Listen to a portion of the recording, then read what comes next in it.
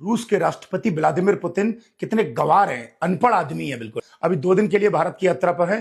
देखा होगा मीडिया वाले उनके सामने पूछ रहे हैं क्वेश्चन इंग्लिश में, और उससे बेचारे को इंग्लिश तक नहीं आती। गंवारी तो कहेंगे व्लादिमीर पुतिन को, अनपढ़ी तो कहेंगे। क्यों? क्योंकि जिस आदमी को अंग्रेजी नहीं आती वो पढ़ा लिखा कहां से हो गया? अब सोचो, क्या व्लादिमीर पुतिन अनपढ़ है? नहीं। रसिया के राष्ट्रपति को अपनी भाषा पर गर्व है। उसे रसियन भाषा आती है, क्योंकि वो कहता है हमारी भाषा सबसे अच्छी।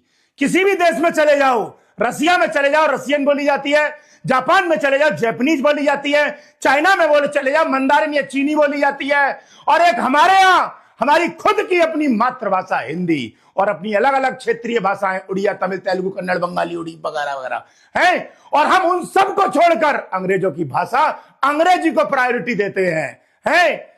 और अगर हमें अंग्रेजी इंडिया वालों को नहीं आती तो हमें गवार बोला जाता है, अनपढ़ बोला जाता है, बेइज्जती की जाती है जिसे अंग्रेजी नहीं आती। एक बात बताऊं, इंडिया की खुद की अपनी भाषा हिंदी या जितनी भी क्षेत्रीय भाषाएं वो बहुत जबरदस्त है। बस हम दूसरों की भाषाओं के पीछे भाग भाग के अपने कल्चर, अपनी संस्कृति और अपनी मातृभाषा को छोड़ते चले जा रहे हैं। ऐसा नहीं करना चाहिए।